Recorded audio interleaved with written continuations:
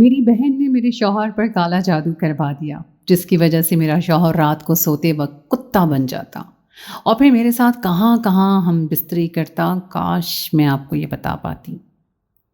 میں پوری رات جس اذیت میں گزارتی تھی کوئی اس کے بارے میں جان نہیں سکتا تھا۔ میں رو رو کر نڈھال ہو چکی تھی اور اب مجھ میں مزید رونے کی سکت باقی نہیں رہی تھی۔ میں نے ایک اکتائی ہوئی نظر اپنے شوہر پر ڈالی اور میرے دل کا ارمان کرنے کے بعد پرسکون نظر سو گئے۔ باقی کی رات میری آنکھوں میں کٹی تھی اور قسمت کی اس ستم ظریفی پر مجھے یقین ہی نہیں آ رہا تھا۔ زین تو بہت اچھے تھے، مجھ سے بہت محبت کرتے تھے، بہت نیک، بہت سمجھدار اور سلجھے ہوئے انسان تھے، اور اب ان کی اس حرکت کی وجہ سے میں بری طرح سے ٹوٹ کے رہ گئی تھی۔ یہ بات ایسی تھی میں کسی کو بتا بھی نہیں سکتی تھی، اور یوں بھی میں نے زین کے ساتھ پسند کی شادی کی تھی۔ امی ابو نے تو مجھے صاف طور پہ یہ بات کہی تھی کہ اگر تمہیں بعد میں کوئی مسئلہ ہوا تو تم اپنے مسائل کو خود حل کرنا، ہمارے پاس منہ اٹھا کر مت آنا۔ امی ابو کو پہلے ہی زین سے بہت سارے خدشات تھے اور ان کا کہنا تھا کہ مجھے رشتوں کی کوئی کمی نہیں ہے، مجھے ایک سے بڑھ کر ایک رشتہ مل سکتا ہے، مجھے یوں جلد بازی میں آ کر فیصلہ نہیں کرنا چاہیے۔ اور یہاں تک کہ صوفیہ آپی نے بھی تو مجھے کتنا سمجھایا تھا، مگر میں نے کسی کی نہیں سنی اور سب کو جھٹلا کر زین کے ساتھ شادی کرنے کی ضد کر لی۔ اور اب جو کچھ میرے ساتھ ہو رہا تھا اس کا ذمہ دار میں کسے قرار دیتی؟ نہ جانے کب میں روتے روتے سو گئی تھی۔ جب میری آنکھ کھلی تو میں اپنے کمرے میں اکیلی تھی اور میں شدت سے اس بات کی خواہش کر رہی تھی کہ میں یہ سب امی کو بتاؤں، انہیں بتاؤں کہ میں کس قیامت سے گزر رہی ہوں۔ شاید وہ میرے اس مسئلے کو سمجھ سکیں۔ یہ آج پہلی بار نہیں ہوا تھا، بلکہ یہ مسلسل تیسری رات تھی جس کی وجہ سے میں کرب کی کیفیت سے گزر رہی تھی۔ اب میری برداشت کی انتہا ہو گئی تھی اور اس سے زیادہ یہ سب برداشت کرنا میرے لیے ممکن نہیں رہا تھا۔ دوسری طرف میرے پاس واپسی کا بھی کوئی راستہ نہیں تھا۔ جیسے ہی میں نے ناشتہ کرنے کے لیے کچن میں آئی تو تبھی دروازے پر ڈور بیل کی آواز سنائی تھی۔ اب جب میں نے سامنے امی اور صوفیہ آپی کو دیکھا تو میں حق تک سی رہ گئی۔ ان دونوں کو آنکھوں کے سامنے دیکھ کر میں اپنے جذبات پر قابو نہیں رکھ پائی تھی۔ امی کے گلے سے لگ کر میں پھوٹ پھوٹ کر رو پڑی۔ تب امی مجھے ڈپٹتے ہوئے کہنے لگی کہ تم تو دروازے میں ہم لوگوں کو روک کر کھڑی ہو گئی ہو، آس پاس سے گزرنے والے لوگ کیا کہیں گے؟ مجھے بھی اپنی غلطی کا احساس ہوا، اور جب میں انہیں اپنے کمرے میں لے کر آئی تو تب صوفیہ باجی کہنے لگی کہ مجھے لگتا ہے کہ تم کچھ پریشان ہو، کیا ہوا ہے؟ میں نے رات کو خواب دیکھا تھا کہ تم بری طرح سے رو رہی ہو، اور صبح ہوتے ہی میں نے امی کو کہا کہ ہمیں صبح کے گھر جانا چاہیے، مجھے لگتا ہے وہ پریشان ہے۔ مجھے صوفیہ کی بات سن کر حیرت کا شدید جھٹکا لگا تھا۔ صوفیہ بھی شروع سے بہت نیک تھیں، تہجد گزار، اور ہر وقت اپنے کمرے میں بیٹھ کر وظائف میں مشغول رہتی تھیں۔ نہ وہ کسی سے زیادہ بات چیت کرتی تھیں اور نہ ہی زیادہ گھلتی ملتی تھیں۔ یہی وجہ تھی کہ میں ان کی ذات سے بہت متاثر تھی۔ انہوں نے شادی کرنے سے بھی صاف انکار کر دیا تھا، اور امی ابو ان کی وجہ سے کتنا پریشان رہتے تھے۔ صوفیہ آپی کو بہت اصرار کرتے کہ تم شادی کر لو، مگر صوفیہ آپی ہمیشہ امی ابو کی سنی انسنی کر دیتی۔ کہتی جب مجھے شادی کرنی ہوگی میں آپ کو بتا دوں گی، مگر ابھی آپ مجھے اس کام کے لیے مجبور نہ کریں۔ امی ابو چاہنے کے باوجود انہیں شادی کے لیے رضامند نہیں کر سکے تھے، اور صوفیہ باجی کی اکثر باتیں سچی معلوم ہوتی تھیں۔ آج بھی جب ان کی یہ بات میں نے سنی تو مجھے اس بات پر یقین آ گیا تھا۔ میں نے اپنے چہرے پر بشاشت طاری کرنے کی ناکام کوشش کی اور انہیں کہنے لگی کہ ایسی تو کوئی بات نہیں ہے، میں بالکل ٹھیک ہوں۔ امی میری بات سن کر مطمئن ہوئی یا نہیں، مگر وہ خاموش ضرور ہو گئی تھی۔ مگر صوفیہ باجی کھوجتی ہوئی نظروں سے مجھے دیکھ رہی تھی۔ میں جب کچن میں چائے بنانے کے لیے آئی تو صوفیہ باجی پیچھے ہی آئی، کہنے لگی کہ میں تمہاری بڑی بہن ہوں، تمہاری دوست ہوں، مجھے دشمن مت سمجھو، مجھے بتاؤ آخر کیا ہوا ہے، تمہیں کس بات کی پریشانی ہے؟ ایک پل کو میرا دل چاہا کہ میں پھوٹ پھوٹ کر رو پڑوں، میں ضبط کے تمام بندھن کھو دوں، مگر میں اپنی وجہ سے اپنوں کو پریشان نہیں کرنا چاہتی تھی۔ اور یوں بھی یہ سب کچھ جو تھا یہ میرے اور میرے شوہر کا ذاتی مسئلہ تھا۔ یہ بات صرف ہم دونوں کے درمیان تھی، اور میں ان کے بارے میں یہ بات کسی اور کو بتا کر انہیں کسی اور کی نظروں میں گرانا نہیں چاہتی تھی۔ اگر میں ایسا کرتی تو اس میں مجھے خود بھی دوسروں کی نظر میں حد تک کا سامنا کرنا پڑتا۔ میں اپنی عزت دو کوڑی کی کر چکی۔ جب بھی میں نے اپنے لفظ سی لیے، میں نے سوچ لیا تھا کہ آج جب میرے شوہر گھر آئیں گے میں ان سے دو ٹوک انداز میں بات کروں گی، انہیں بتاؤں گی کہ یہ سب غلط ہے، یہ گناہ ہے، اپنے آپ پر قابو رکھیں، ان کاموں سے اجتناب کریں۔ امی اور صوفیہ باجی تھوڑی دیر بیٹھ کر واپس چلی گئی اور باقی کا وقت میں یہاں سے وہاں پر ٹہلتے ہوئے گزار رہی تھی۔ آنے والے وقت کا احساس خوف بن کر میرے دل میں جیسے پنجے گاڑ کر بیٹھ چکا تھا۔ مجھے کچھ سمجھ ہی نہیں آ رہی تھی کہ میں کہاں جاؤں۔ مجھے کوئی جائے پناہ نظر نہیں آ رہی تھی۔ شام کو میرے شوہر گھر آئے تو اس وقت وہ رات والے ذہن سے بالکل مختلف نظر آ رہے تھے۔ اس وقت تو ویسے ہی نارمل حالت میں نظر آ رہے تھے جیسے ہمیشہ ہوتے تھے، مگر گھر آ کر وہ سیدھا صوفے پر بیٹھ گئے اور یوں تیز تیز سانسیں لینے لگے جیسے نہ جانے کتنی دور سے بھاگتے ہوئے آ رہے ہوں۔ میرا ان سے بات کرنے کو دل نہیں چاہ رہا تھا۔ ان کی شکل دیکھ کر رات والے بیتے ہوئے واقعات آنکھوں کے سامنے گھومنے لگے تھے۔ تبھی انہوں نے خود مجھے مخاطب کیا اور اپنے پاس بیٹھنے کا اشارہ کیا۔ میں ڈرتے ڈرتے جب ان کے پاس جا کر بیٹھی تو وہ میرے سامنے ہاتھ جوڑ کر بچوں کی طرح رونے لگے۔ روتے ہوئے کہنے لگے کہ میں نہیں جانتا کہ مجھے کیا ہو جاتا ہے، میں بے اختیار ہو جاتا ہوں، خود پر سے کنٹرول کھو دیتا ہوں۔ مجھے کچھ سمجھ ہی نہیں آتا کہ مجھے اچانک سے کیا ہو گیا ہے اور میں کیا کر رہا ہوں۔ تم مجھ سے وعدہ کرو کہ تم کبھی بھی مجھے چھوڑ کر نہیں جاؤ گی، تم یہ بات کسی کو نہیں بتاؤ گی اور نہ ہی تم مجھ سے ناراض ہوگی۔ وہ ایک دم سے میرا ہاتھ پکڑ کر بچوں کی طرح پھوٹ پھوٹ کے رونے لگے اور میں حد تک سی انہیں دیکھتی رہ گئی تھی۔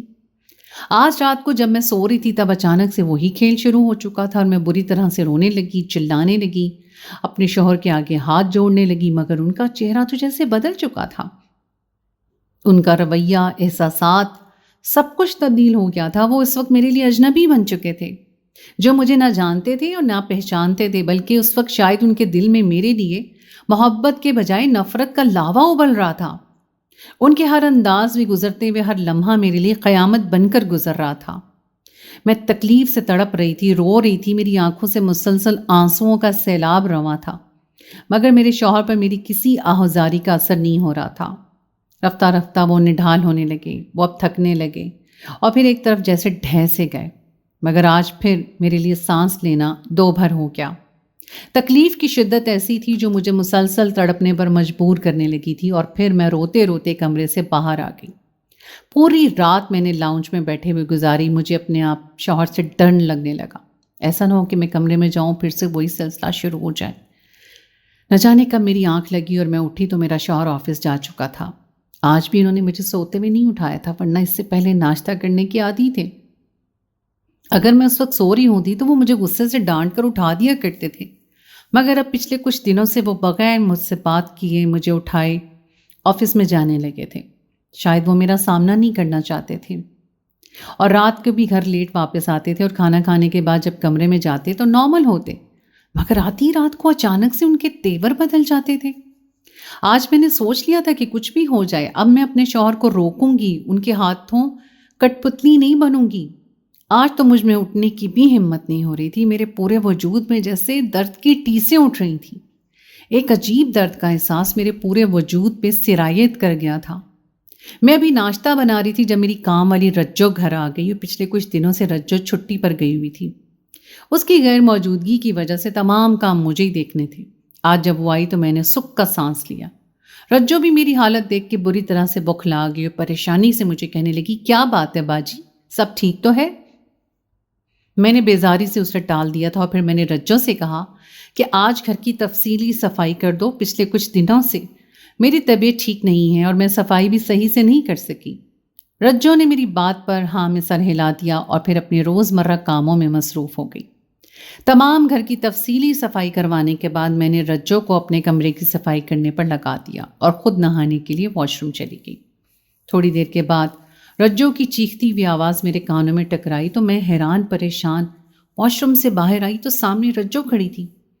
وہ ڈرے ہوئے انداز میں میری طرف بڑھی، مجھے کہنے لگی، باجی ادھر آئے، میں آپ کو ایک چیز دکھاؤں، یہ سب کیا ہے؟ وہ مجھے لے کے کمرے سے باہر آ گئی۔ تبھی میں نے دیکھا کہ وہاں پر ایک پتلا تھا جس میں سوئیاں چبھوئی گئی تھیں اور اس کے ساتھ کچھ اور بھی عجیب و غریب چیزیں تھیں۔ چند چھوٹے چھوٹے کاغذ تھے جو پرچیوں کی صورت میں بند تھے اور ان پر عجیب و غریب زبان درج تھی۔ میں نے رجو سے پوچھا، یہ سب کیا ہے، تمہیں کہاں سے ملا؟ وہ کہنے لگی کہ مجھے آپ کی الماری کے نیچے حصے سے یہ سب چیزیں ملی ہیں۔ آخر یہ سب کیا ہے، کون یہ چیزیں یہاں پر رکھ کے گیا ہے؟ میں نے لا علمی کا اظہار کیا۔ تب وہ کہنے لگی، باجی یہ تمام چیزیں جادو ٹونے میں استعمال ہوتی ہیں، مجھے ایسا لگتا ہے جیسے آپ پر کوئی جادو کر رہا ہے۔ रज्जो की बात सुनकर मेरा मुंह खुले का खुला रह गया था। पिछले चंद दिनों से मैं बहुत परेशान थी, कुछ समझ ही नहीं आ रहा था ये सब क्या हो रहा है, और अब रज्जो की ये बात सुनकर मैं मज़ीद परेशान हो गई थी। मुझे इन बातों पर बिल्कुल भी यकीन नहीं आ रहा था और ना ही मैं ऐसी चीज़ों को मानती थी। तभी मैंने रज्जो को टाल दिया, उसे कहने लगी ये सब फर्जी बातें हैं, ऐसा कुछ भी नहीं होता, जादू टोना कोई वजूद नहीं रखता, हो सकता है ये चीज़ें तुम्हारे मालिक ने घर में ला के रखी हों, इसमें अनहोनी वाली कोई बात नहीं है। और ये कहकर मैंने उसे टाल दिया था, मगर वो मुसलसल मुझे इसी बात पर उकसाती रही कि ये मुझ पर कोई जादू टोना कर रहा है और मुझे उसका कोई हल निकालना चाहिए। रज्जो की बात को मैंने कान से सुनकर दूसरे कान से निकाल दिया था। जो कुछ पिछले दिनों से मेरे शौहर कर रहे थे, मुझे यकीन था कि उनकी ज़हनी हालत ख़राब थी और ये सब वो अपने दिमागी बीमारी की वजह से कर रहे थे, वरना वो तो बहुत अच्छे और नफीस मिजाज के इंसान थे। उनसे इस तरह कामों की तवक्को मैं कभी कर ही नहीं सकती थी। आज मैंने अपने शौहर को कॉल की और उनसे कहने लगी कि घर आए, मुझे आपसे बात करनी है। मुझे दिल ही दिल में डर लग रहा था कि कहीं फिर से वो रात वाला खेल खेलना ना शुरू कर दें। जो कुछ मैं उनके लिए कर रहा उन्हीं के साथ नाकाबिले बर्दाश्त भी था, मगर मुझे रज्जो की वजूद की भी धारस थी। उसकी मौजूदगी में वो ये सब करने से पहले 100 बार सोचते। जब मेरे शौहर घर आए तो वो बहुत ज़्यादा शर्मिंदा थे, वो मुझसे नज़रें चुरा रहे थे। एक बात मैंने नोट की थी कि मेरे शौहर की ऐसी हालत आधी रात के वक्त होती थी और फिर दिन भर वो अपनी इस कैफियत से निकल आते थे, मगर उनकी वो वक्ती कैफियत मेरे लिए बहुत तकलीफ दे होती थी। शायद इसीलिए वो मेरा सामना करने से कतरा रहे थे। वो जानते थे कि वो उस वक्त क्या करते हैं, मगर ऐसा लगता था जैसे उनका अपने ऊपर कंट्रोल नहीं रहता था। आज मैंने खुलकर उनसे इस मौजू पर बात करनी शुरू कर दी। तब वो रोते हुए कहने लगे कि मैं नहीं जानता कि मुझे अचानक से क्या हो जाता है, मैं खुद इस सब से तंग होता जा रहा हूँ, तुम मुझे बताओ मैं क्या करूँ।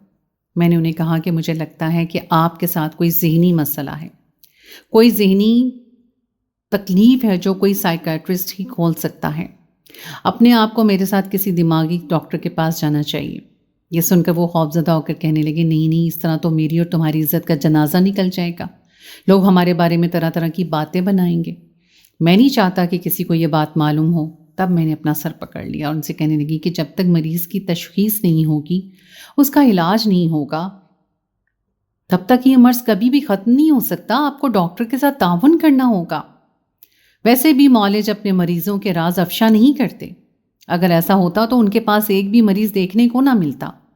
आप मेरी बात माने, डॉक्टर के पास चलें, हमें इस मसले से निकलना है। सारी ज़िंदगी हम यूं ही इस मसले में मुब्तला होकर नहीं गुजार सकते। कम अज़ कम मेरे लिए ये तकलीफ़ झेलना बहुत मुश्किल काम है। अगर आपने अपने इलाज करवाने की कोशिश ना की तो मैं आपको छोड़कर चली जाऊंगी। मेरी धमकी कारगर साबित हुई थी। वो मेरे साथ डॉक्टर के पास चलने के लिए राज़ामंद हो गए। जब हम एक डॉक्टर के पास पहुंची तो मैंने उसे अपने शौहर का सारा मसला बताया। ये सुनकर वो भी सोच में पड़ गया। उसने फिर मेरे शौहर से अकेले मिलने की ख्वाहिश का इजहार किया। उनसे सेशन लेने के बाद डॉक्टर कहने लगा कि उनका ये मसला बहुत गंभीर है, 1 और 2 सेशन में तो ये मसला ख़त्म नहीं हो सकता, मगर मैं पूरी कोशिश करूँगा कि आपकी ज़िंदगी में आसानियाँ ला सकूँ, उनकी ज़हनी गिरा को खोल सकूँ। उसने कुछ मेडिसिन लिख कर दी थी जो जैन को बाकायदगी से इस्तेमाल करनी थी। मैं जब घर आई तो रज्जो काफ़ी ज़्यादा उलझी हुई थी, वो मुसलसल किसी सोच में गुम थी। मुझे परेशान देख के वो फिर से मेरे पास आई और कहने लगी कि बाजी आप मेरी बात मान लें, कोई है जो आपके पीछे पड़ा है, जिससे आपकी खुशियाँ बर्दाश्त नहीं हो रही और वो आप पर जादू करवा रहा है। आप एक बार मेरी बात सुन तो लें। मैंने उसे फिर से गुस्से से झड़क दिया और कहने लगी कि तुम अपने काम से काम रखो, मेरा ऐसा कोई दुश्मन नहीं है जो मेरे साथ ऐसा करेगा। रज्जो को तो मैंने ये कहकर टाल दिया था, मगर खुद सोचने पे मजबूर हो गई थी कि मेरी हंसती बसती जिंदगी में अचानक से इतनी बड़ी तब्दीली क्यों कर आ गई थी। आज भी रात को जब मेरे शौहर घर आए तो आज मैंने सोच लिया था कि मैं अपने कमरे में नहीं रुकूंगी। इसी वजह से मैं साथ वाले कमरे में जाके सो गई और दरवाज़ा भी मैंने अंदर से बंद कर लिया। और मेरे शौहर ने भी इस बात पर एतराज़ नहीं किया था। उनका कहना था कि इस तरह से मैं उनके इताब का निशाना बनने से बच सकती हूँ और हो सकता है कि इस तरह उनकी भी आदत छूटने लगे जो उन पर किसी अजाब की तरह नाजिल हो गई है। आधी रात का वक्त था जब मेरे दरवाजे पर दस्तक होने लगी। मैं यकदम नींद में हड़बड़ा कर उठ बैठी। देखा तो बाहर मेरे शौहर थे। वो मुझे दरवाज़ा खोलने पर उकसा रहे थे। ان کا انداز غصے بھرا تھا اور آواز میں جنون نظر آ رہا تھا۔ وہ بہت زیادہ جنون خیز انداز میں دروازے کو پیٹ رہے تھے۔ مجھے ان کی بدلتی کیفیت، بدلتی آواز، سب کچھ سمجھ آ رہا تھا کہ ان پر پھر سے وہی دورہ پڑ گیا ہے اور پھر سے وہ اپنے آپ میں نہیں رہے۔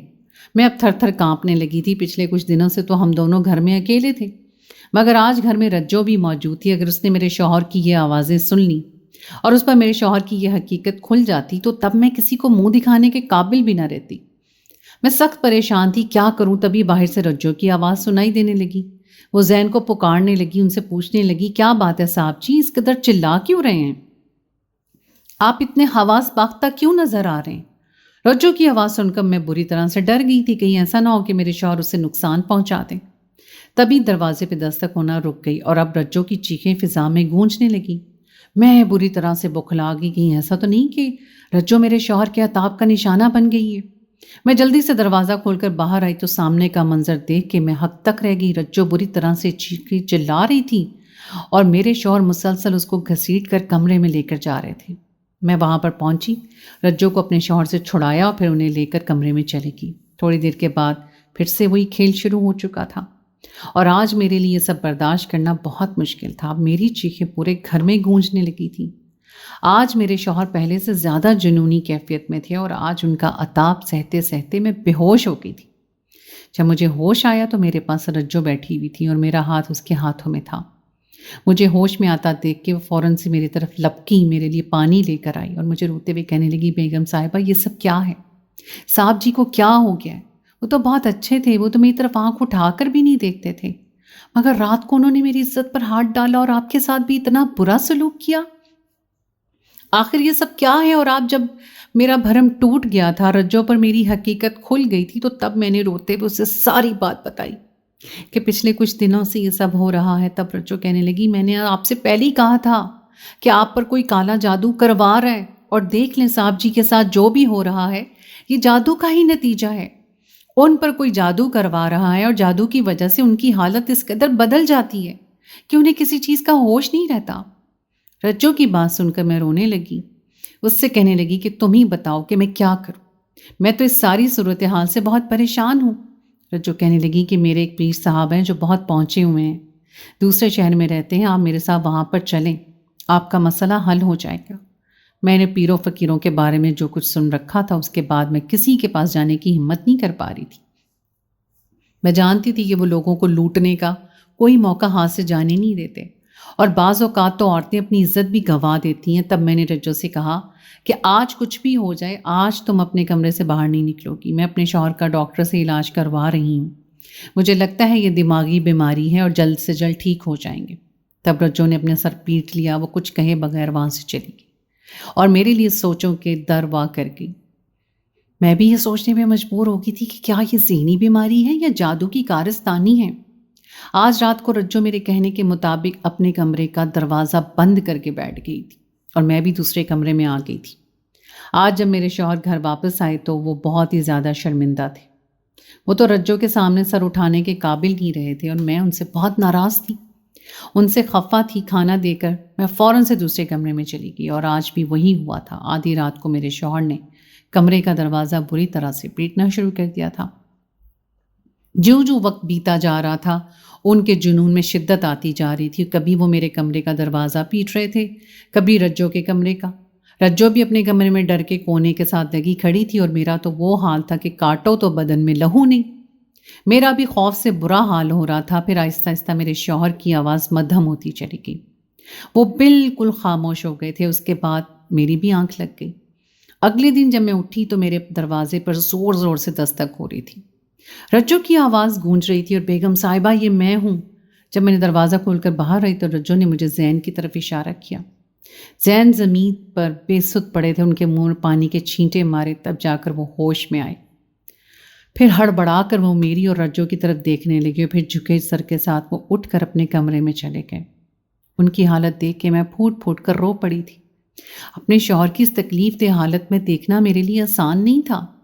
زین سے میں نے بے پناہ محبت کی تھی، میں بے پناہ چاہتی تھی اس کو، اور اس سے زیادہ میں ان کی عزت بھی کرتی تھی، کیونکہ وہ میرے شوہر ہونے کے ساتھ ساتھ میرے استاد بھی تھے۔ کتنے سال تک میں نے ان کے پاس پڑھا تھا، بلکہ میں تو ان کی محنت کی بنا پر اچھے نمبروں سے اپنی کلاس میں کامیاب ہوتی رہی تھی۔ زین ہمارے گھر کے ساتھ والے گھر میں رہتے تھے، وہ وہاں پر کرایہ دار کی حیثیت سے رہ رہے تھے۔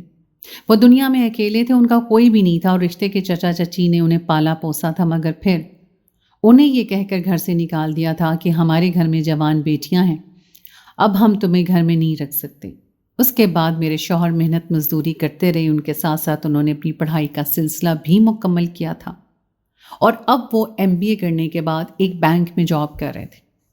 وہ بچوں کو ٹیوشن پڑھاتے تھے، وہ مجھ سے عمر میں تقریباً 10 سال بڑے تھے۔ بچپن سے ہی میں انہیں دیکھتی آ رہی تھی کہ ان کے محلے میں بہت عزت تھی، سب لوگ ہی انہیں پسند کرتے تھے، ان کی عادتوں اور شرافت کو سراہتے تھے۔ مجھ سے پہلے باجی بھی انہی کے پاس ٹیوشن پڑھتی تھیں، اور پھر میں نے بھی باجی کے ساتھ زین کے پاس ٹیوشن پڑھنے کے لیے جانا شروع کر دیا تھا۔ اس وقت میں میٹرک میں تھی اور باجی BA کر رہی تھی۔ باجی کو اکثر لیٹ چھٹی ہوتی تھی، جبکہ میں 1-2 گھنٹے میں پڑھ کر گھر واپس آ جاتی تھی۔ کئی بار میں نے باجی کو امی سے ڈانٹ کھاتے ہوئے دیکھا کہ تم بھی جلدی گھر آ جائے کرو، محلے والے ادھر ادھر کے لوگ باتیں بناتے ہیں کہ جوان جہاں لڑکی کا اکیلے وہاں پر اتنی دیر رہنا ٹھیک نہیں ہے۔ تب باجی امی کو یہ کہہ کے خاموش کروا دیتی کہ ان کے بارے میں کون غلط بات کہہ سکتا ہے، سب لوگ ان کی اتنی تعریف کرتے ہیں، اور یوں بھی وہ استاد ہیں، اور استاد کے بارے میں غلط انداز میں نہیں سوچنا چاہیے۔ تب امی خاموش ہو جاتی تھی، اور پھر باجی نے BSc کی آگے پڑھائی کا سلسلہ وہیں پر منقطع کر دیا۔ ابو کے لاکھ کہنے پر بھی انہوں نے آگے پڑھنے سے انکار کر دیا۔ امی ان کے لیے رشتے دیکھ رہی تھیں اور ان کی شادی کرنا چاہتی تھی، مگر باجی ہر آنے والے رشتے کو انکار کر دیتی تھی۔ نہ جانے وہ شادی کرنے کے اتنے خلاف کیوں تھی۔ دن بدن وہ اپنے ہی خول میں بند ہوتی گئیں، اور سارا دن وہ اپنے کمرے میں بند رہتی تھی۔ نہ جانے کیا کرتی رہتی تھی۔ امی ان کی وجہ سے بہت پریشان تھی، مگر ابو نے کہہ دیا کہ جب تک وہ خود شادی کے لیے نہیں مانتی، کسی کو اس کے ساتھ زبردستی کرنے کی ضرورت نہیں ہے۔ یہ سمجھے گی کہ ہم پر بوجھ ہے اور ہم اس سے جان چھڑوانے کی کوشش کر رہے ہیں۔ امی یہ سن کر جھنجھلا جاتی ہیں، ان سے کہتی ہیں کہ میں اس کی ماں ہوں، میں نے کیوں بھلا اس سے تنگ پڑنا ہے؟ ہم چاہتے ہیں کہ وہ اپنے گھر بار کی ہو جائے، اور اس میں کیا برائی ہے؟ اتنے دنوں میں جب میں میٹرک کا رزلٹ آیا تو میں نے شاندار نمبروں سے میٹرک پاس کیا تھا۔ اس کے بعد FSC میں نے زین کے کہنے پہ سبجیکٹ رکھے تھے، اور ان کے پاس یہ ٹیوشن پڑھتی تھی، اور اس وقت میں BSc میں تھی جب میرے دل کی دنیا بدلنے لگی تھی۔ میں نے زین کے علاوہ اتنا ہینڈسم مرد کبھی نہیں دیکھا تھا۔ جب وہ نرم انداز میں مجھ سے بات کرتے، مجھے ایک ایک چیز سمجھاتے، تو یہ بات مجھے بہت اچھی لگتی تھی، اور آہستہ آہستہ مجھے ان کی عادت پڑنے لگی۔ پھر ایک دن میں نے خط میں اپنے دل کا حال لکھ دیا، اور جب زین کو دیا تو مجھے دل ہی دل میں ڈر لگ رہا تھا کہ وہ مجھے دھتکار دیں گے، وہ میری محبت سے انکار کر دیں گے۔ مگر میری خوشی کی انتہا نہیں رہی جب وہ مجھے کہنے لگے کہ ہم دونوں میں عمروں کا بہت فرق ہے، مگر اس کے باوجود نہ جانے کیسے میرا دل تمہارا اسیر ہو گیا تھا۔ جب تم میٹرک میں تھی اور پہلی بار میرے پاس آئی تھی، تبھی سے میں تمہیں پسند کرنے لگا تھا، تمہیں چاہنے لگا تھا، مگر میں نے اپنے جذبات کا اظہار کرنے سے ڈرتا تھا کہ کہیں تم خفا نہ ہو جاؤ، کہیں تم یہاں پر آنا نہ چھوڑ دو، اور اس طرح سے میں تمہیں دیکھنے سے بھی محروم رہ جاتا، اور میں ایسا نہیں چاہتا تھا۔ ان کی بات سن کر میں خود کو خوش قسمت ترین لڑکی سمجھ رہی تھی۔ جب میرا BSc کا رزلٹ آیا تو امی ابو نے حسب معمول مجھے آگے ایڈمیشن لینے پہ زور دیا، مگر جب میں نے آگے پڑھنے سے انکار کر دیا تو امی ابو دونوں حیران رہ گئے، آخر تم کرنا کیا چاہتی ہو؟ پھر جب میں نے امی ابو کے سامنے زین کے ساتھ شادی کرنے کی خواہش رکھی تو وہ دونوں بری طرح سے غصے میں آ گئے تھے۔ کہنے لگے وہ تم سے عمر میں بہت بڑا ہے، ہم تمہاری اس کے ساتھ شادی نہیں کر سکتے۔ یوں بھی تمہاری شادی رشتوں کی کوئی کمی نہیں ہے، اور ابھی تمہاری عمر نہیں ہے ان چکروں میں پڑنے کی، تمہیں آگے پڑھنا چاہیے، اپنا مستقبل بنانا چاہیے۔ اتنی چھوٹی عمر میں تمہاری شادی کر کے تمہیں ذمہ داریوں میں ہم نہیں ڈال سکتے۔ مگر میری نہ میں نہ بدلی۔ باجی نے بھی مجھے سمجھانے کی بہت کوشش کی، نہ جانے باجی کی بات سن کر کیوں اتنا غصہ آ رہا تھا۔ وہ مجھے کہنے لگی آخر تم شادی کیوں کرنا چاہتی ہو؟ کیا رکھا ہے شادی میں؟ اپنی زندگی جیو، اپنا مستقبل بناؤ، ذمہ داریوں میں پڑھ کر تم اپنے آپ سے غافل ہو جاؤ گی، تب تمہارے ہاتھ میں کچھ نہیں آئے گا۔ تب مجھے اندازہ ہوا تھا کہ باجی کے ساتھ کوئی نفسیاتی مسئلہ تھا۔ وہ خود شادی کرنے سے انکار کر رہی تھی تو وہ چاہتی تھی کہ باقی سب لوگ بھی اس کے نقش قدم پر چلیں اور ویسی ہی زندگی گزار دیں جیسے باجی گزارنا چاہتی ہیں، مگر میں ان کی وجہ سے اپنی زندگی کو تباہ نہیں کر سکتی تھی۔ बाजी को मैंने कहा कि ज़िंदगी मोहब्बत के बगैर नहीं गुजारी जा सकती और मुझे ज़ैन की मोहब्बत की ज़रूरत है। वो मुझसे बहुत प्यार करते हैं, वो भी मेरे अलावा नहीं रह सकते। बाजी के चेहरे का रंग बदल गया था, वो सब गुस्से में आ गई थी। वो कमरे की चीज़ें उठा उठा कर फेंकने लगी थी और तब मुझे बाजी की ज़हनी कैफियत पर शक हो गया था। उसके बाद बाजी ने गोया मेरे साथ जिद बांध ली। हर वक्त वो ज़रा ज़रा सी बात पर मुझसे लड़ाई झगड़ा करती रही, मुझ पर हाथ उठाने लगती, अम्मी को कहती कि ये बदकिरदार बदचलन है जो अपने मुंह से बर मांग रही है और शादी करने के लिए मरी जा रही है। बाजी के मुंह से अपने बारे में ऐसा संगीन बातें सुनकर मुझे बहुत दुख होता था। रफ्ता रफ्ता बाजी ने मेरा जीना, तब अम्मी अबू ने भी यही बेहतर समझा कि वो मुझे ज़ैन के साथ रुखसत कर दें। यूं भी मेरी यही ख्वाहिश थी कि अम्मी अबू भी अब इस बात को समझ गए थे कि बाजी के साथ कोई नफ्सियाती मसला था।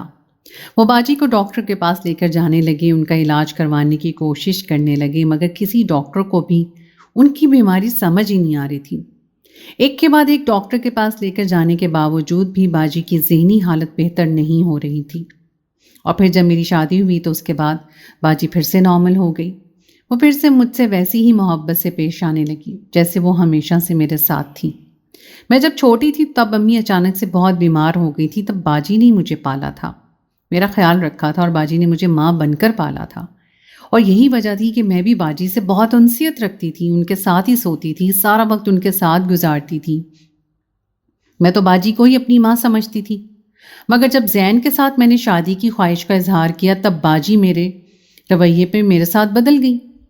और फिर इस बात पर उन्हें मैं गलत करार नहीं दे सकती थी, क्योंकि वो जो भी कर रही थी अपनी ज़हनी हालत की वजह से मजबूर होकर कर रही थी। ज़ैन ने मुझे बहुत खुशियाँ दी थी, मेरी हर बात मुंह से निकलने से पहले पूरी करते थे। अम्मी अब्बू भी मुझे देखकर खुश और मुतमईन हो गए थे और उनके दिल में इस रिश्ते के हवाले से जो भी खदशात थे वो दूर हो गए थे। मगर अब जो कुछ मेरे साथ पिछले दिनों से हो रहा था वो सब कुछ नज़रअंदाज करने के काबिल नहीं था। ना अम्मी अब्बू को बता सकती थी, ना ही मैं सब झेल सकती थी। और अगले कई दिन तक रज्जो में अपने कमरे में बंद रहे और बुरी तरह से वो दरवाज़ा पीटते हुए चिल्लाते रहते थे मेरे शौहर, और मैं उन्हें बाकायदगी से दवा दे रही थी, मगर फिर भी उन पर उस दवा का असर नहीं हो रहा था। तब रोज़ाना रज्जो मुझे यही कहती कि मुझे उसके साथ उसके पीर साहब के पास चलना चाहिए, उसके बगैर ये मसला हल नहीं हो सकता। और उस दिन फिर मैं रज्जो के साथ चलने के लिए तैयार हो गई थी। हम दोनों सुबह सुबह घर से निकल खड़ी हुई थी ताकि शाम होने से पहले हम दोनों घर वापस पहुंच सकें। यूं भी वो पीर साहब दूसरे शहर में रहते थे और वहां पर आने जाने में भी काफ़ी ज़्यादा वक्त सर्फ हो जाता था। रज्जो के साथ जब मैं पीर साहब के पास पहुंची तो रज्जो के कहने पर मैं ज़ैन के इस्तेमाल शुदा शर्ट और उनकी तस्वीर भी लेकर गई थी। काफ़ी देर के बाद हमारा नंबर आया, तब मैंने पीर साहब को देखा था। वो रिवायती आमलों से बहुत मुख्तलिफ थे जिनके टीवी पे इंटरनेट पे इश्तिहार आते रहते थे, जो अजीब से होलिये में मलबूस रहते थे। उन्होंने अपने चेहरे की हालत भी अजीब व गरीब बनाई होती थी। शाह साहब बहुत नूरानी चेहरे के मालिक थे और चेहरे पे सफ़ेद दाढ़ी थी जो उनको बारोब बना रही थी। मैंने अपना सारा मसला उन्हें बताया तो वो हैरत से मुझे देखने लगे। फिर जब मैंने ज़ैन की इस्तेमाल शुदा शर्ट और तस्वीर उन्हें दिखाई तो वो आंखें बंद करके कुछ पढ़ने लगे। काफ़ी देर के बाद उन्होंने आंखें खोली और मुझे कहने लगे कि तुम्हारे शौहर पर किसी ने काला जादू किया हुआ है और ये जादू बहुत ही ज़्यादा शदीद है, उसकी काट भी उतनी ही शिद्दत से होगी। क्या तुम चाहती हो कि तुम्हारा शौहर ठीक हो जाए और जिसने ये जादू किया है जादू उसी पर पलट जाए? मैंने ज़ोर और शोर से तायीद की और सर हिला दिया। यूं भी मैं जिस तकलीफ़ और कर्ब से गुजर रही थी उसके बाद तो मैं यही चाहती थी कि जिसने ये सब किया है उसके साथ भी इससे ज़्यादा बुरा हो। पीर साहब कुछ देर खामोश रहे, फिर कहने लगे मगर वो तुम्हारा करीबी है और तुम फिर उसकी तकलीफ़ को बर्दाश्त नहीं कर सकोगी। उनकी बात सुनकर मैं चौंक उठी। कहने लगी ऐसा कैसे हो सकता है, मेरा कोई करीबी मुझे इस कदर तकलीफ़ कैसे दे सकता है? पीर साहब कहने लगे कि इस प्याले में देखो, वो मिट्टी का प्याला था और वो पानी से भरा हुआ था। पीर साहब कहने लगे कि तुम उस प्याले में मुसलसल देखती रहो, जिसने भी ये जादू किया है उसका चेहरा तुम्हें उस प्याले में नज़र आ जाएगा। और थोड़ी देर के बाद जो उस पानी के अक्स में चेहरा नज़र आया वो मुझे हैरत ज़दा करके रह गया। मैंने हैरान परेशान होकर पीर साहब की तरफ देखा। वो कहने लगे यही है तुम्हारा और तुम्हारे शौहर का मुजरिम जो तुम लोगों की ज़िंदगी में आग लगा रहा है, मगर ये भी एक तरह से मजलूम है, इसके साथ जुल्म हुआ है और वो अपने इंतकाम की आग में जल कर ये सब कुछ कर रहा है। اب تم نے فیصلہ کرنا ہے کہ تم اس عمل کی کاٹ کروانا چاہتی ہو. تم چاہتی ہو کہ جو کچھ اس نے تمہارے ساتھ کیا ہے یہ سب اس کے ساتھ ہو، یا تم اسے روک کر اس عمل سے باز رکھنا چاہتی ہو. میں یہ سن کر پھوٹ پھوٹ کے رو پڑی. مجھے کچھ سمجھ ہی نہیں آ رہا تھا کہ یہ سب کچھ کیوں ہوا ہے اور کس لیے کیا گیا ہے. اس پانی کے عکس پر باجی کا چہرہ نظر آ رہا تھا، اور باجی نے بھلا مجھے اتنی تکلیف کیوں پہنچانی تھی؟ اس کا مطلب تو یہی تھا کہ ان کی ذہنی حالت ابھی تک ویسی کی ویسی تھی، اور وہ اپنی ذہنی حالت کی وجہ سے یہ سب کرنے پر مجبور تھی. مگر پیر صاحب نے کہا تھا کہ وہ مظلوم ہیں، ان پر ظلم ہوا ہے اور وہ انتقام لینے کے لیے ایسا کر رہی ہے. یہ سب باتیں باجی کیوں کر رہی تھی؟ اس کا جواب تو وہی دے سکتی تھی. اور پھر گھر آنے کے بعد میں رجو کو لے کر اپنی اماں کے گھر آ گئی. میں نے اسے زین کے ساتھ اکیلے گھر میں نہیں چھوڑنا چاہتی تھی. اماں نے رجو کو میرے ساتھ دیکھا، وہ حیران رہ گئی. تب میں نے اماں کو یہ کہہ کر ٹال دیا کہ زین آج گھر پر نہیں تھے، وہ میٹنگ کے سلسلے میں دوسرے شہر گئے ہوئے ہیں. رجو گھر میں اکیلی تھی، اس وجہ سے میں اسے اپنے ساتھ لے آئی. اماں میری بات سن کے مطمئن ہو گئی تھی، اور پھر باجی مجھے عجیب سے انداز میں دیکھتے ہوئے کہنے لگی، تم پہلے کی نسبت بدلی سی لگ رہی ہو، کیا بات ہے؟ تمہاری طبیعت ٹھیک ہے؟ تمہارے چہرے کا رنگ کیوں بدل گیا ہے؟ تب مجھے باجی پہ بہت غصہ آیا تھا. اس سمے وہ مجھے بہت ظالم لگی تھی، مگر میں انہیں کچھ بھی پہلے کہہ کر مشکوک نہیں کرنا چاہتی تھی. میں انہیں رنگے ہاتھوں پکڑنا چاہتی تھی تاکہ ان کے پاس اپنی بات سے مکرنے کا جواز نہ رہے، اور اگر میں ان کے ساتھ انتقامی کارروائی کروں تو کوئی مجھ پر اعتراض نہ کرے. آدھی رات تک میں باجی کے کمرے میں باہر ہی گھومتی رہی تھی، اس انداز میں کہ باجی کو میری موجودگی کا احساس نہ ہو. پھر جب رات کا مخصوص وقت ہوا تو تب میں نے دیکھا کہ باجی کے کمرے سے ہلکی ہلکی روشنی باہر آ رہی تھی، اور میں زمین پر وہ الٹی پلٹی مار کر بیٹھی تھی. میں امی ابو کے کمرے میں آ گئی، نیند سے اٹھایا تب وہ دونوں بھی مجھے یوں دیکھ کر حیران رہ گئے تھے. میں نے انہیں خاموشی سے اپنے ساتھ چلنے کے لیے کہا. باجی کے کمرے کی ڈپلیکیٹ چابیاں نہیں. امی ابو کو ان کے کمرے میں لے کر آ گئی، اور باجی کے کمرے کا دروازہ آہستگی سے میں نے کھول کر امی ابو کو اپنے ساتھ کمرے میں داخل ہونے کا اشارہ کیا تھا. باجی زمین پر جس حالت میں بیٹھی ہوئی تھی اسے دیکھ کر ہم تینوں اپنی جگہ پر شرم سے پانی پانی ہو گئے تھے. ابو اسی وقت کمر کر کے کھڑے ہو گئے تھے، اور امی حیرت سے منہ کھولے باجی کو دیکھ رہی تھی. تب میں نے باجی کو کہا کہ آپ کا کھیل ختم ہو گیا ہے، امی ابو نے آپ کو اس حالت میں دیکھ لیا ہے. باجی یہ سن کر فوراً گھبرا گئی. انہوں نے بیڈ شیٹ کی چادر اپنے وجود کے آس پاس لپیٹ لی. باجی اس وقت بالکل برہنہ تھی، اور وہ اپنے سامنے مورتیاں اور عجیب و غریب چیزیں رکھ کے منتر پڑھنے میں مصروف تھی. یہ وہی وقت تھا جب باجی یہاں پر منتر کرتی تھی تو وہاں پر زین کی حالت بگڑ جاتی تھی، اور وہ کتا بن کر بھونکنے لگتا تھا. کبھی وہ مجھے نوچنے کھسوٹنے لگتا تھا، اور کبھی وہ اپنے ناخنوں سے میری جلد کو کھرچنے لگتا تھا. اس حالت میں جب وہ میرا حق ادا کرتے تھے تو مجھے بہت تکلیف ہوتی تھی. تب یہ بات برداشت کرنا میرے لیے بہت مشکل ہو جاتا تھا، اور اب مجھے معلوم ہوا تھا کہ جتنی دیر تک باجی کے عمل کرتی رہتی تھی اتنی دیر تک زین کی حالت بگڑتی رہتی تھی. امی نے آگے بڑھ کر باجی کے منہ پہ زوردار تھپڑ مارا، پھر روتے ہوئے میری طرف مڑی. مجھے کہنے لگی، یہ سب کیا ہے؟ تمہیں یہ سب کیسے معلوم ہوا؟ اور یہ اتنا گندا کام کس کے لیے کر رہی ہے؟ تب میں نے روتے ہوئے ساری باتیں امی ابو کو بتائیں تو انہیں بھی یقین نہیں آ رہا تھا کہ باجی میرا گھر اجاڑنے کے لیے اس حد تک بھی جا سکتی ہے. وہ دونوں باجی کو برا بھلا کہنے لگے. تب باجی غصے سے پھٹ پڑی اور کہنے لگی کہ اس کا شوہر ایک ظالم انسان ہے، وہ ایک گھٹیا انسان ہے جس نے مجھ سے شادی کا وعدہ کیا تھا، مگر میری زندگی برباد کر دی. وہ مجھے استعمال کرتا رہا، مگر اس نے میرے ساتھ شادی نہیں کی.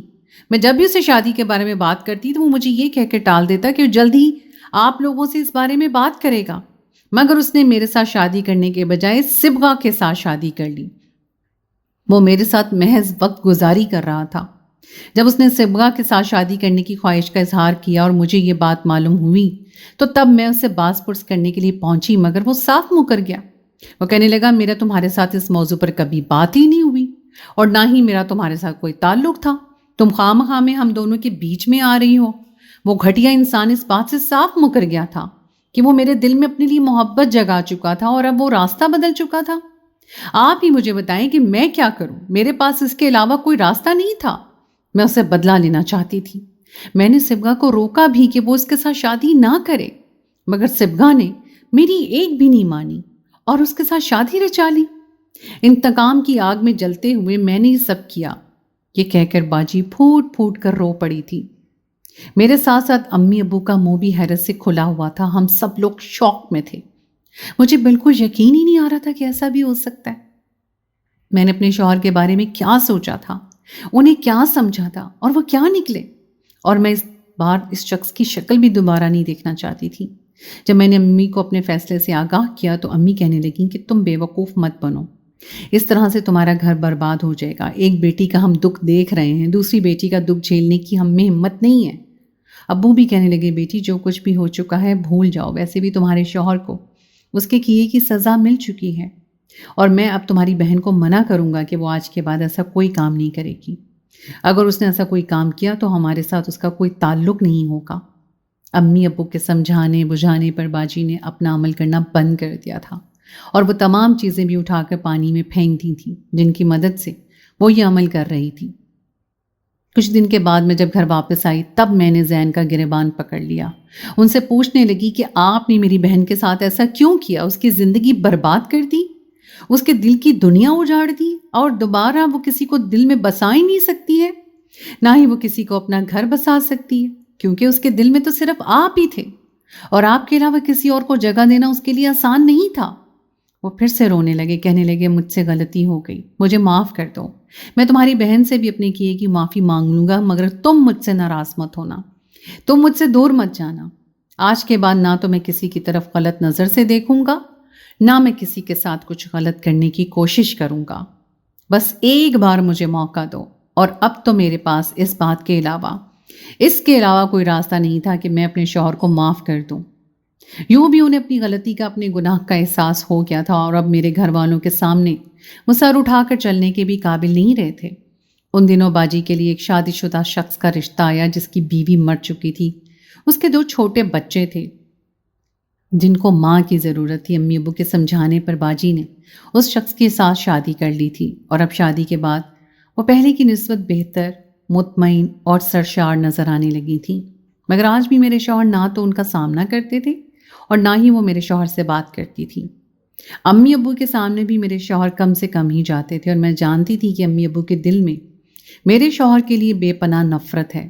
انہوں نے ان کی بیٹی کی عزت پر ہاتھ ڈالا اور اس کی زندگی برباد کرنے کی اپنی ہر ممکن کوشش کی، مگر خدا کا شکر ہے کہ باجی اب اپنے گھر میں خوش تھی، اور انہوں نے اپنے شوہر کا گھر بسا لیا تھا۔ تو دوستو، یہ تھی میری آج کی کہانی۔ امید ہے آپ کو آج کی کہانی پسند آئی ہوگی۔ کہانی اچھی لگے تو اسے لائک ضرور کیجیے، اپنے دوستوں کے ساتھ شیئر کیجیے، اور اگر آپ نے ابھی تک میرے چینل کو سبسکرائب نہیں کیا تو اسے فوراً سبسکرائب کر لیجیے، ساتھ ہی لگے بیل آئیکن کو بھی پریس کر دیں تاکہ آپ کو میری آئندہ آنے والی کہانی کا نوٹیفیکیشن پر وقت مل سکے۔ اگلی کہانی تک کے لیے مجھے دیجیے اجازت۔ خدائے پامان۔